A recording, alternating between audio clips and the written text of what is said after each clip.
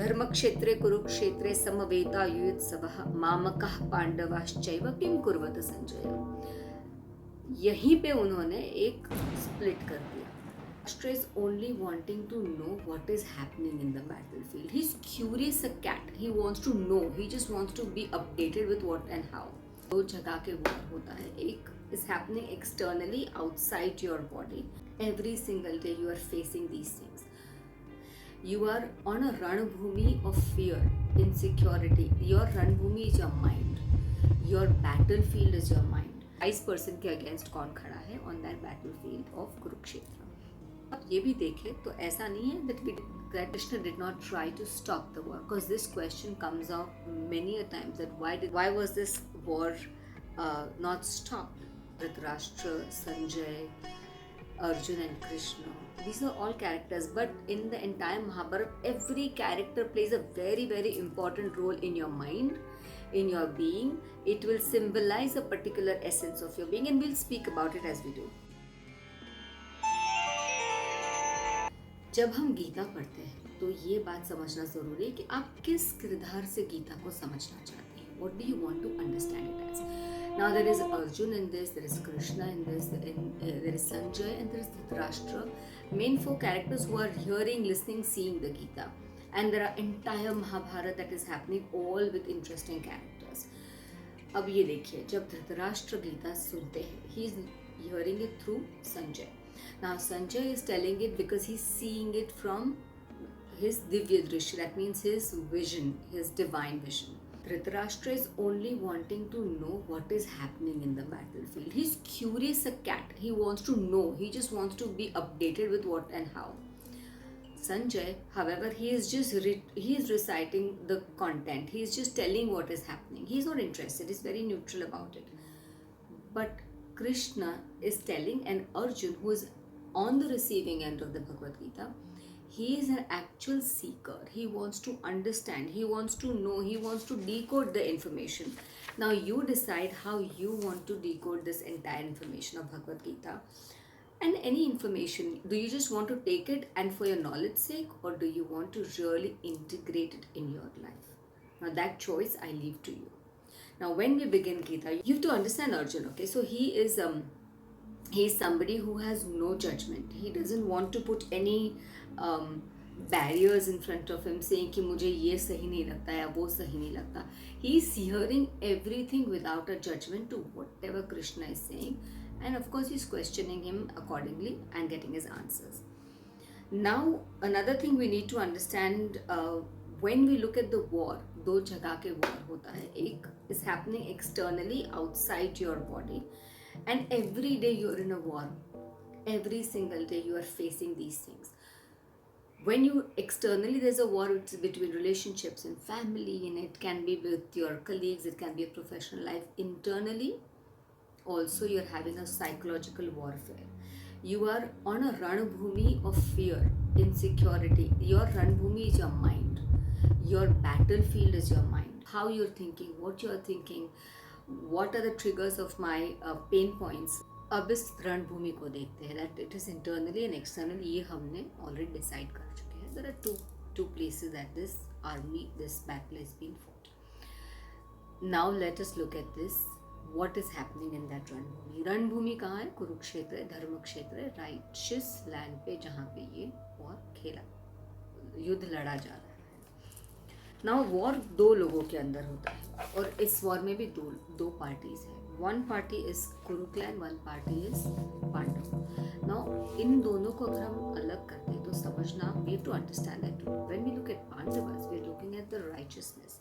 We're looking at non-discriminative aspect of our being, our being able to understand spiritual wisdom, our sense of understanding what is our action, what is karmic, everything that is taking you towards the divine, towards yourself, uncovering yourself and making you understand who you really are on that spiritual journey. Now all those characters are on the Pandava side. Now let us look at the Kaurava clan. On the opposite, on our mind, who is on the opposite side and vice person के against कौन खड़ा है on that battlefield of Kurukshetra? It is the Kaurava clan. Now, Kaurava clan, if you look at it, it is completely uncontrolled activities. You're just doing, it's like a habit of doing whatever is coming to your mind, you feel like doing. It's a desire. Who is the king of this? The king is Dhritarashtra. He himself is blind. He is the royal person, he is blind, he is the highest form of desire, and that too blind. Our desires are also very blind. And the eldest son is who? Duryodhan. He is the eldest son of desires, and he symbolizes material desires because he wants everything, right? और अगर आप ये भी देखें तो ऐसा नहीं है that Krishna did not try to stop the war, because this question comes out many a time. Why was this war not stopped? They did try. He did try. He went as a messenger. He asked, but Duryodhan, our desires were so strong that we refuse to give some time. जैसे बोला ना, एक सुई के नोक जितना भी मैं जमीन आपको नहीं दूंगा. These were the words of Duryodhan telling Krishna to tell Pandavas that he will not give it. What is our mind telling us? No, I will not give you even half an hour to meditate. I will not give it to you. So then the war has to be fought. And that, now understand, this is how that psychologically we're trying to build this thing up spiritually. Now let us look at Kuru clan. You understood there are two parties that are fighting the war. Now when we look at the actual war that is happening, it is happening between Kuru and Pandavas, and Duryodhan is the son, the eldest son, whereas Dhritarashtra is the blind king, who is the father of all the desires. Now all the desires can be lust, anger, fear. So we have 5 senses, right? 5 sense organs and 5 action sense organs. Perception and action ke 5 that are 10 into 10, 100 children of Dhritarashtra. 100 vices, 100 aspects of our being that take us against going spiritually, that are fighting on that war in our mind so that we don't become spiritually more evolved. Now that is the war that we need to fight every single day. Every individual has to fight that war. Now if you look at the battlefield, the first verse is where basically I do want to show you that I'm the shloks that I'm reading is from this. It's in the fonts are very big to read the shloks. In the first, what is the first chapter? The first chapter is about scene setting. कि exactly क्या हो रहा है, कौन है, उसके characters कौन है, who all are present in this. There are certain main characters. Of course, Duryodhan, Dhritarashtra, Sanjay, Arjun and Krishna. These are all characters, but in the entire Mahabharata, every character plays a very, very important role in your mind, in your being. It will symbolize a particular essence of your being, and we'll speak about it as we do.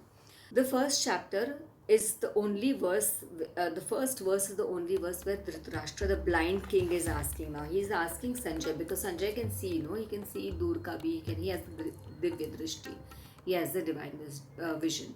So he is asking Sanjay, the first thing he's saying, धर्मक्षेत्रे कुरुक्षेत्रे समवेता युयुत्सवः मामकः पांडवाश्चैव किम कुर्वत संजय. यहीं पे उन्होंने एक split कर दिया, where the desire is splitting between mine and yours.